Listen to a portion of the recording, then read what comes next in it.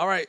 What's up, everybody? Welcome back to the Occupy Fantasy YouTube channel. We are here today for some fantasy, baseball, FanDuel, DraftKings, MLB DFS picks, and lineup advice for today.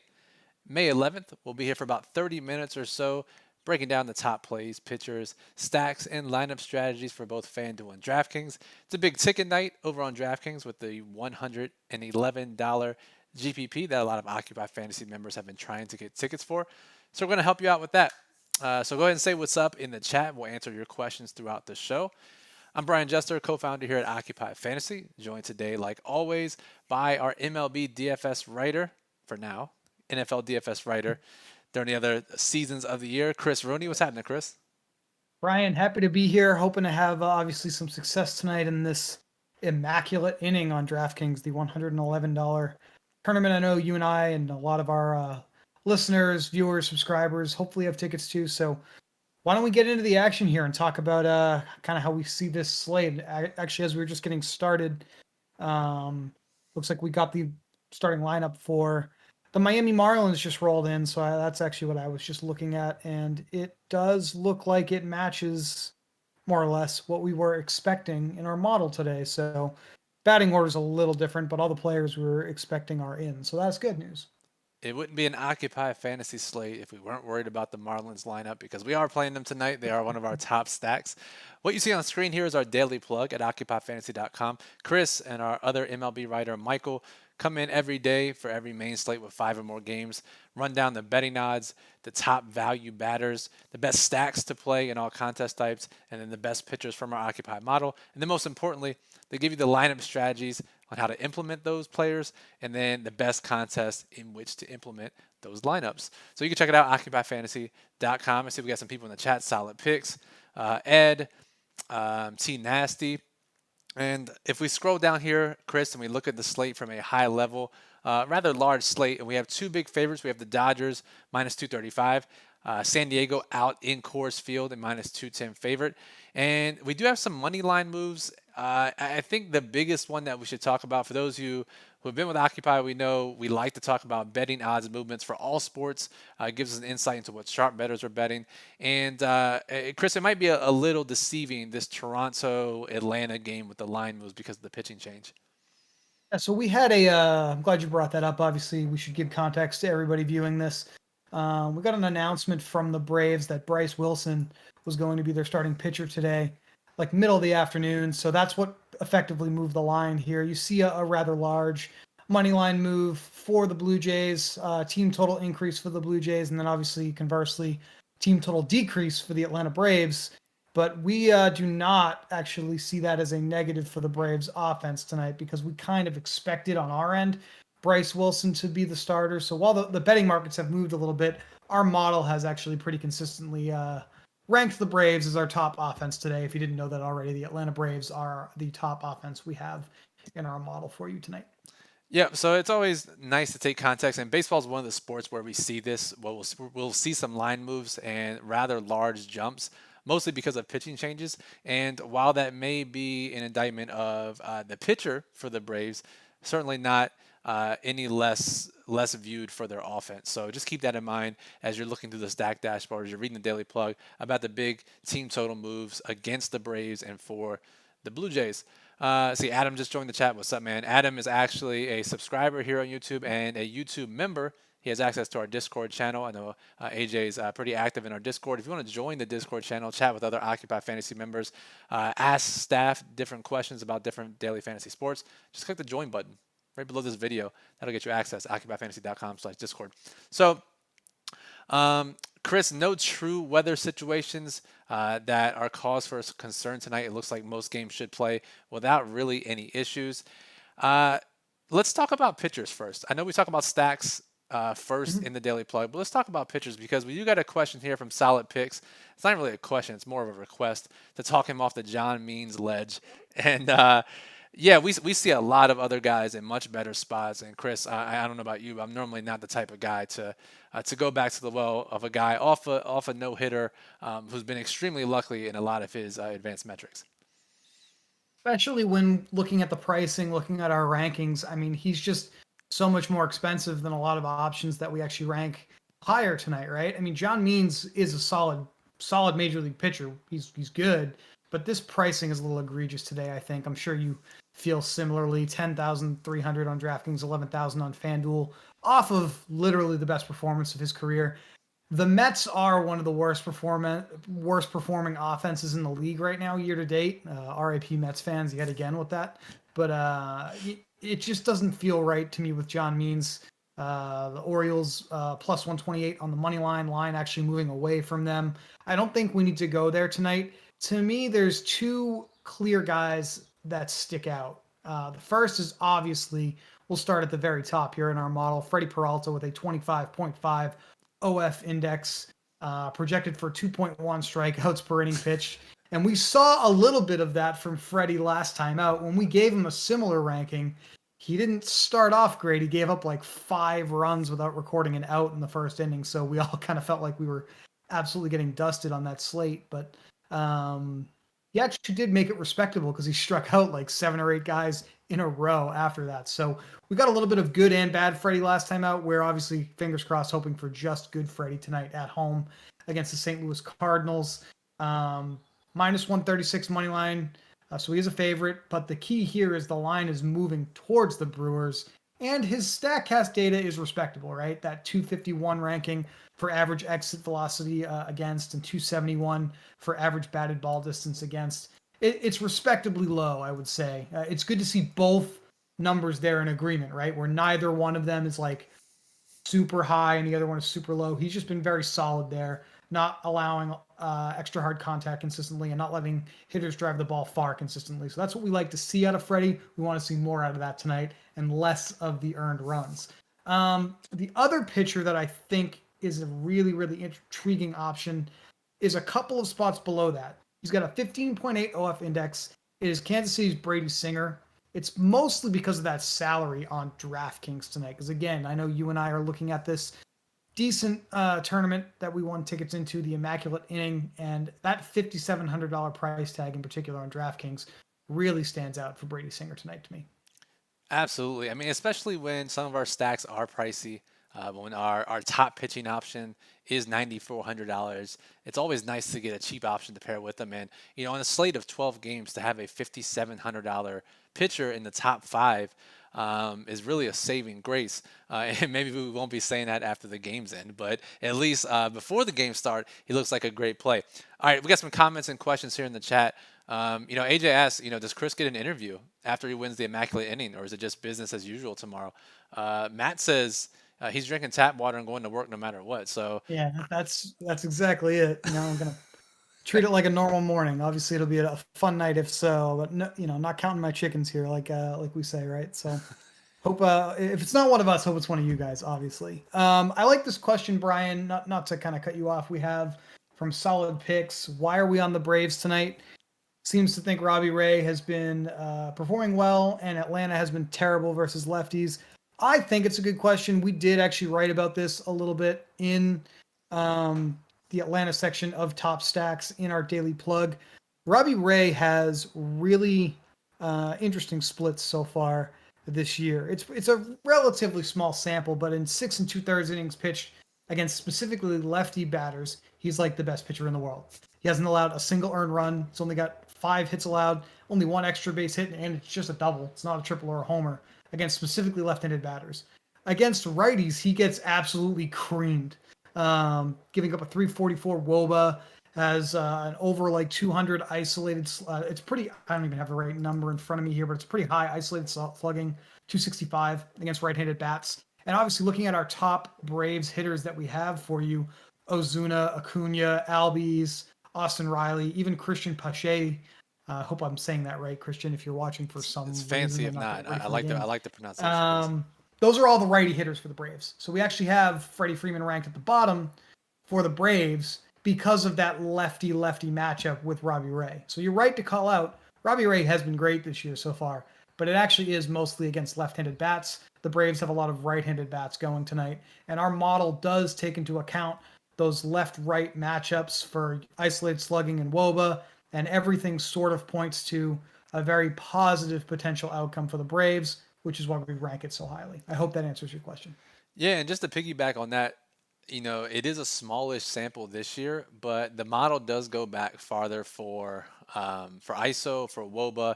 Basically, it's a rolling average, just to give a little peek behind the curtain. And there are certain thresholds, number of plate appearances that you need to hit for it to be predictive moving forward.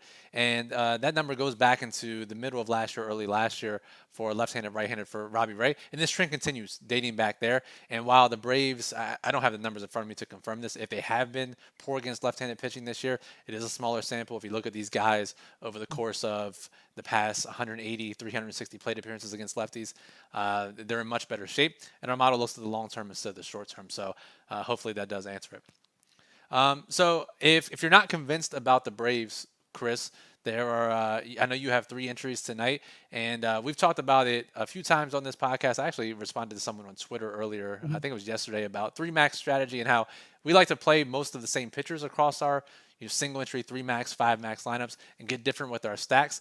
So who are some of these other stacks that you're looking at to consider for your lineups tonight? Yeah, even zooming out a little further, right? I know we've actually chatted privately and had some questions in the Discord for weeks about this. I mean, how do you sort of cap your exposure to batters in mass multi-entry? And I know that the consensus here, the best players in the world at this in DFS, they like to cap their exposure to hitters to about 30%. So for me, having 3 lineups, that's right around going with one kind of primary stack in each lineup. I'm going to try to primary stack 3 different offenses and then work in some secondaries with that, with the stacks we like. So I'm kind of right now, to kind of give it away since you want everybody to steal my lineups tonight. I'm locked in on a Braves lineup. I feel pretty comfortable with that. We just talked about that extensively. Probably going to be going with a Nationals and a Marlins lineup as well. I know we have the Athletics second, but as we noted here in the plug, they've got this sort of aggravating situation where their top 2 hitters on DraftKings play the exact same position as far as what they're eligible for in fantasy sports here. So we can't actually get that quote unquote optimal Oakland Athletics primary stack on DraftKings tonight. If you're a FanDuel player, you can figure out a way to get Olsen and Moreland in there because you have that utility spot. So keep that in mind. That's the reason I'm sort of passing over them as a primary stack. There's another way. Before we move on, Brian, I'd like to look at this. If you scroll up to that chart we have in the plug, talks about the correlations with actual fantasy points on the night. I mean, it kind of changes to more of a visualization chart. I know we've gotten questions about this for the last week, plus really kind of what does this chart mean? I hope this is a little clearer for the people here. OF index, it is a slight edge, but is more predictive of actual fantasy points for hitters on any given slate. So the reason we give you these top stacks listed in order of how we rank the teams by OF index is because it's literally the best way to make your decision who to play. Right behind that is obviously projected ownership, the red bar, and projected WOBA. On our stacks dashboard page, we actually do the really nice thing for you of taking the OF index of all of the hitters for a team and adding that up. That's where the OF index ranking comes from. And once projected ownership comes in, we actually have that on the far right, which you now see on the screen for you here in the model. Did the work for you before we did the show here. So even if Brian can't keep up with me as I talk through this, promise you this is accurate. I'm doing the best I can, Chris. Braves, yeah, exactly. I think I'm doing a pretty good job here following along. So the Atlanta Braves are our top OF index stack tonight. Obviously, that's why we have them at the top of the list for you here, right? But if you sort by DraftKings projected ownership, they're just third. So I should say they're third. That's pretty good on this slate. It's like 24 teams or something like that. Since both projected ownership and OF index seem to be the best ways to make decisions on which hitters to roster, to me, Brian, I like that there's actually a degree of consensus there. That our OF index ranks them pretty highly, and projected ownership is fairly high as well for the team as a whole. We actually have that here as well with the Nationals, who I think, if I'm looking at this correctly, are fourth by OF index, second by total projected ownership on DraftKings. So that's sort of why I honed in on those couple teams there. Miami is the one that is a little different Projected ownership is a little bit towards, the middle of the pack here, but obviously our OF index ranking is fairly high for them. So that is just kind of another way to view why we say Miami is a little more high risk tonight than the other stacks we have for you. Yeah, and I'll just say this, right? So for projected ownership, baseball is a little bit different. It's in the same realm as hockey, where we do take projected ownership into account, but we're not necessarily fading top stacks altogether based on ownership, just because we know that primarily most DFS players don't stack enough in stacking sports, and baseball is near the top of that list. And the chart, I'm gonna go back to the chart here that you pointed out in the daily plug. I would like to note that we compare OF index, projected ownership, projected isolated power, projected weighted on base average, and team total. The first four metrics are all occupy projections. Like those are our proprietary projections. We project ownership, we project WOBA, we project ISO, and we project an OF index. Team total is the one that most players and most projection systems use as a basis. So the fact that all of our occupy metrics are outperforming team total lets us know that if you use the Occupy model and then as an extension of that, the daily plug to build your lineups, you're going to be ahead over the course of the season than people who are using team totals as the basis of their projections and their lineup building process. So I just wanted to point that out, Chris, and just to pat the whole team on their back because we're doing a great job of projecting these players. Yeah, no, I obviously agree. I think we're both trust the model guys here, and will continue to be tonight and throughout the rest of this season and future seasons. Obviously, it's been successful. Just trying to kind of communicate that to each of you, and hopefully can kind of have each of you join in on the fun of having success with this model. That's why we make it available to you. So I don't know if we have any other questions right now. It looks like totally not the FBI. Still one of my favorite names here, by the way, is asking if it's finally a Nationals night. It is. So the fact that you are running that, no matter what we say, I hope this at least makes you feel a little bit better about the fact that we will be right there with you playing some of the Washington Nationals hitters tonight. I think it's a great spot for the Nationals personally. Trey Turner, Juan Soto are the two best options in the lineup tonight.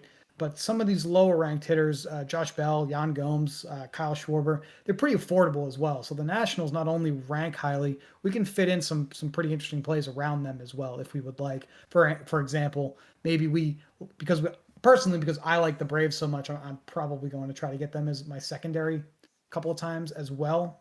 So I think the way the Nationals are priced, we are actually able to do that, if that makes sense. Yeah, and the positions that the Nationals are missing in their primary stack are filled pretty nicely by some of the Braves' top hitters as well. So we always talk about matching positions with your secondary stacks, and those two mesh pretty nicely. We do have a question from AB Smooth, who was in the chat. He's had a nice hit in the last year following Occupy content, and he asks, I know he has 5 entries tonight. He says, how do you feel about using both Cease and Maeda in one entry? And I'm going to bring up the pitching model here, and both Cease and Maeda are in the top 8. And Chris, they're kind of in that middle range, that 7 to 8K range, which can be kind of bare. And if you exclude San Diego's pitcher because of the weather, because of the Coors Field effect, those are the two guys you're looking at in that range. So I imagine, just based on the model rankings, that you're okay with both of those guys. Yeah, I mean, I don't see anything wrong with that going head to head. We've talked about this in the past. The likelihood that you're going to get, obviously, if you do this, you want to get two pitchers that can earn a win in your lineup, but the likelihood that you do that isn't super high because just weird things happen in baseball. Pitchers can pitch great and their team can still lose the game. So we take a couple of guys here in Cease and Maeda where there's low, opposing team totals on both sides. Pitchers project for over strikeout per innings pitched. They both have reasonably okay Statcast data. Maeda's exit velocity is looking slightly concerning to me. Full disclosure, I'm not sure I'll be using them in the same lineup tonight, but I can understand why you would be looking at that. It's not the worst idea in the world. Yeah, especially on DraftKings where it's really performance based. The win is only 4 points compared to if a pitcher gets a bunch of strikeouts, doesn't allow a bunch of hits. You can still score really well. And it's not like you need the optimal pitcher to win, especially on a 12-game slate. So if the salary fits, totally okay with playing opposing pitchers in DraftKings scoring system. AJ is asking for our home run picks for tonight. So I'm going to go over to the batter model in OccupyFantasy.com. And I'm going to, I was filtering out, I was building some Yahoo lineups right before we went live, so I had the Yahoo filter on here. But if we sort by isolated power in the model, These are basically projected extra base hits. That's the easiest way to think about it: doubles, triples, home runs. And Chris, if we sort by this, I mean, we see, I mean, maybe the best option if we look at Statcast data and isolated power is probably the Braves top hitter Ronald Acuna, who's got top 30 rankings in both exit velocity and distance, top two in our projected isolated power, which is predictive. I mean, he would probably be my pick. Yeah, that's an excellent pick. I actually like the way you have this right now because I think it sort of highlights yet another way and another reason we prefer stacking because we have three Braves hitters here at the top. You can pick Acuna. I'll say Ozuna. I think Ozuna is going to hit a home run tonight. But in reality, if you're building a lineup, you want to get all these guys in there. And I feel even better about telling you that hopefully at least one of these guys hits you a home run tonight. I mean, that's kind of how we have it ranked, right? So the Braves hitters are at the top here. It looks like, hold on a second, let me pull this up on my end. It looks like Matt Olson with the Oakland Athletics is another interesting pick with that relatively high exit velocity and batted ball distance ranking for a hitter, fourth in the model there tonight. And then Justin Turner with the Los Angeles Dodgers looks like another interesting option. 34th in average exit velocity, 107th by batted ball distance. So a lot of good hitters that could potentially go yard tonight, obviously. Yeah, and Turner's part of that Dodgers stack that ranks kind of in that second tier of stacks in our stack dashboard. So if we're looking, I mean, we obviously think this is sorted by ownership right now, but if we sort by OF index, we obviously have Atlanta in kind of a tier of its own. Surprisingly, Miami in a tier of its own, and then Oakland, Washington, Kansas City, and the Dodgers in a tier of their own as well. Chris, we didn't really talk about Kansas City too much, but you do have them written up in the Daily Plug, and they look like a very balanced team. You know, we see some stacks where one or two hitters really stand out and carry the stack rating, but Kansas City, they're solid up and down the board. Yeah, exactly. I'm glad you brought them up because we shouldn't get out of here without addressing the Royals tonight. We have five hitters that have an OF index of 7 or higher. Over 5 is a really solid score on any given night. So the Royals have 5 guys over 7 like that. That's obviously very good. There's just nobody with that elite score of like an 8, 9, or even a 10, like some of those other teams have tonight. So that's why they're not, I guess, as exciting to talk about tonight. But I wouldn't feel bad at all about using this team as a secondary stacking option whatsoever to some of those primary ones that we have, or even a primary option if you really like the Royals and how they're priced tonight. One of the things that jumps out to me here is that they're cheap, especially looking at the top of their team rankings. Hunter Dozier and Jorge Soler, both under 4K on DraftKings, both 2,600 actually on FanDuel. Cheap on Yahoo as well for those of you who play there. So the Royals, and facing, should mention this, we've talked about this before, the worst team in the league, the Detroit Tigers. So that is always a good thing as far as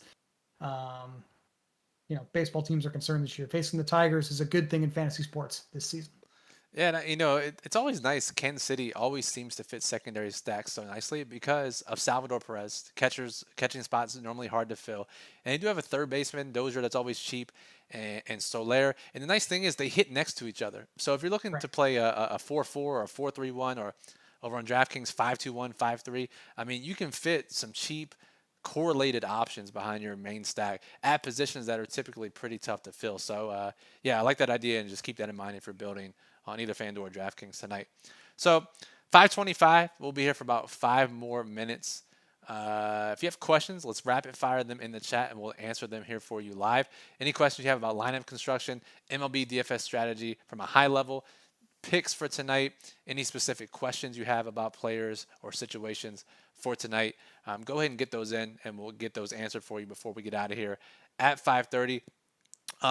Chris, just from a high level, I know people are here for picks, but I think it's always important to teach the long-term process, and we're big about the satellite strategy here.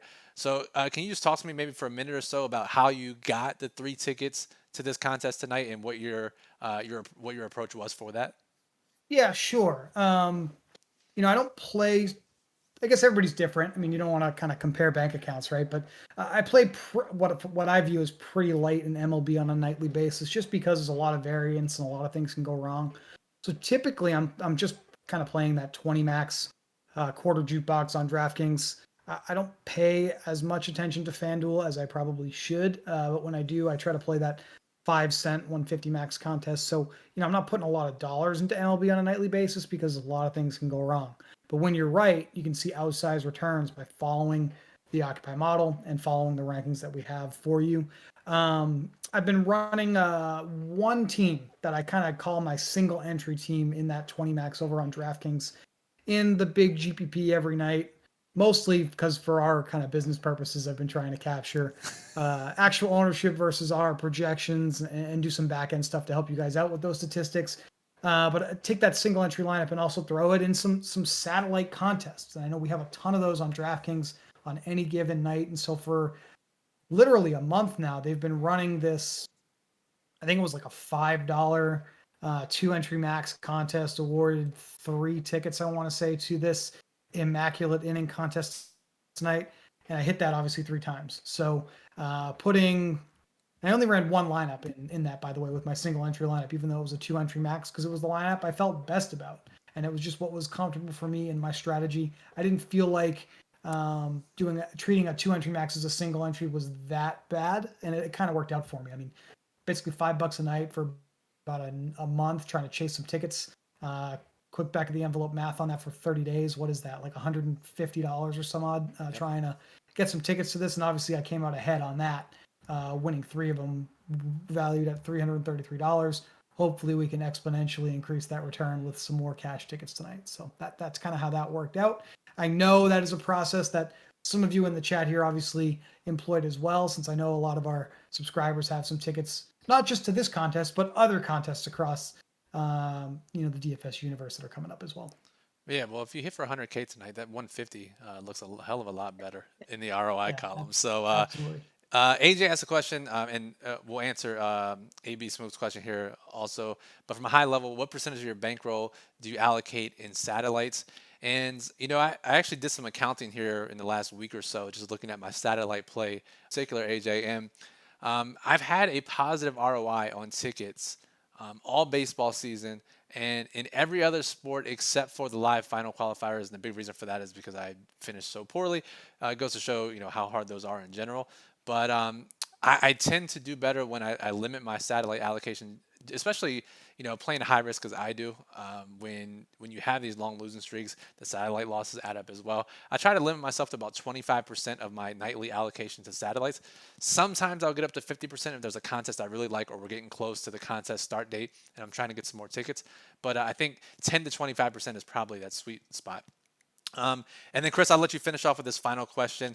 A little bit of a subjective answer, but if you're finishing off your lineup, you got a 5-man stack on DraftKings, you got a 2-man mini stack, and you're looking for that final hitter spot, is it more important to you to complete that mini stack to get a 5-3, or more importantly, to get a high upside one-off to have a 5-2-1?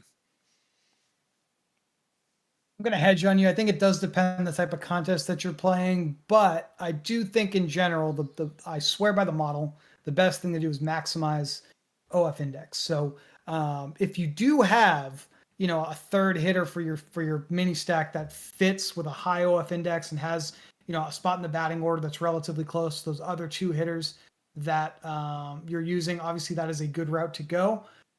But if that's not an option, just pick the best player that's available in our model. That's certainly a fine option as well. That's typically how I handle it. I don't have a hard and fast rule on it. Some nights I'll go to a 5-3. Some nights I'll go to a 5-2-1, 5-1-1-1. I think I was 3 ones there. Obviously, I think the 5-3 for the correlation is going to be fine in any contest type, but it's going to have a more powerful effect for you, I think, in smaller fields. In larger fields, I know Jack, who built the lineup builder that we offer for you all here through OccupyFantasy.com, kind of mentioned this. When you're kind of pairing quote unquote popular stacks together, it actually does make it harder for you to reach the top of the leaderboards in those larger field contests, because if both of those quote unquote popular stacks go off, you're competing against everybody else that had exposure to those teams and actually worked in one-offs who may have been lower owned, that may have hit a home run or something like that. So the one-offs may actually be better in larger field stuff. Yeah, I know it's a long answer for you, AB Smooth, but it really is subjective. And if you can, if the OF indexes are close, just complete the stack. If it's a big difference and the hitters don't hit near the other two in your mini stack, just go with the best OF index. I hope that answers your question. So that'll do it for our show. We appreciate everyone listening and tuning in. If you like what we did here today, go ahead and click that subscribe button below the video. Get access to all of our content and live streams here on YouTube whenever we upload them or go live. Give us a thumbs up to let us know you like the content and that we should continue to make more of these types of videos. If you want to join our Discord channel, go ahead and click the join button below the video. OccupyFantasy.com/Discord with instructions on how to join after you do so. You can chat with other members of OccupyFantasy.com and talk with staff who write the daily plugs. We'll be live tomorrow for PGA DFS. We're 1 week out from the next major championship, and we're going to try to keep PGA rolling. We'll be live again on Saturday for UFC DFS, UFC 262, big pay-per-view event, big prizes on FanDuel and DraftKings, so be sure to join us for that. We appreciate everyone listening. You can follow Chris on Twitter at CDR02989 for MLB takes. I know he's doing a lot of dynasty and football discussion, plenty of dad jokes, and certainly some Red Sox discussion mixed in there as well. Follow him on Twitter. Follow me at Brian Jester FF, and follow us at Occupy Fantasy. Everyone listening, thank you, and good luck tonight. Hope one of you take down that big contest on DraftKings.